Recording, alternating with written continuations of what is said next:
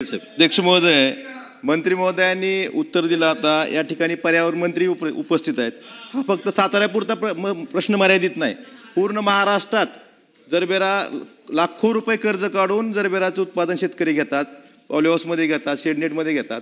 त्यामुळे पर्यावरण मंत्री आणि सन्माननीय मंत्री महोदय या दोघांनी निर्णय घ्यावा आणि याला बंदी आणलीच पाहिजे, तर शेतकरी जगू शकतो पॉलिहाऊसचा. नाहीतर शेतकरी कर्जबाजारी होऊन आत्महत्या करतायत. त्यामुळे कृत्रिम फुलावर बंदी आणावी. दोन्ही मंत्री महोदय या ठिकाणी उपस्थित आहेत. धोरणात्मक निर्णय जरी असला तरी आपण हे सभागृह धोरण ठरवण्यासाठीच आहे ना. निर्णय घ्यायला अडचण काय? सगळ्यांची जर मागणी असेल तर कृत्रिम फुलावर बंदी आणण्याचा निर्णय घ्यायची अडचण काय हे सभागृहाला सांगावं. मंत्री महोदय, आपलं म्हणणं बरोबर आहे, त्याबद्दल काही दुमत असण्याचं कारण नाही.